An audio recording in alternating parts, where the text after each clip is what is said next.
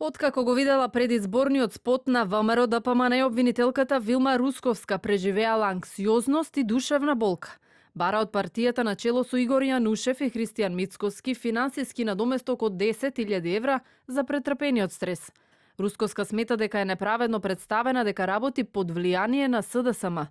Во судница денеска не се соочи со партискиот лидер, таму присуствуваа само адвокатите.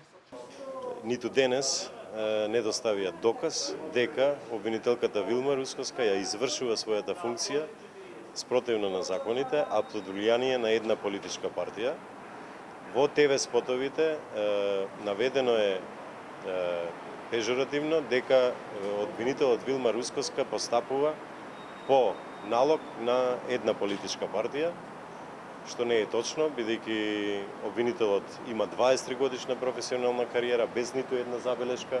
Од опозицијата аргументираат дека таа како функционерка во правосудството треба да има поголема толеранција за критиката и дека треба да докаже дека е наклеветена.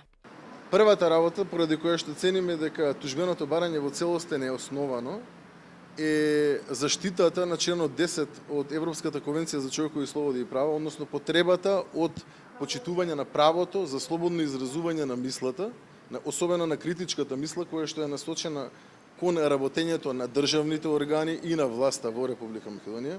Се поставува прашање што е побитно? Дали јавниот интерес, дали потребата граѓаните да бидат информирани и потребата граѓаните на Република Македонија да можат да постават одредени прашања во саркастична и провокативна форма. За предизборниот спот на ВМРО ДПМН Русковска испрати прва опомена пред тужба. Реагираше и судиката Добрила Кацарска, која исто како обвинителката се најде во видеото. Кацарска нема да ги тужи, а Русковска најави дека доколку ги добија 10.000 евра од тужините, ќе ги донира во СОС Детското село. Инаку Вилма Русковска го напиша обвинението за 27 април, за кое судиката Добрила Кацарска донесе пресуда.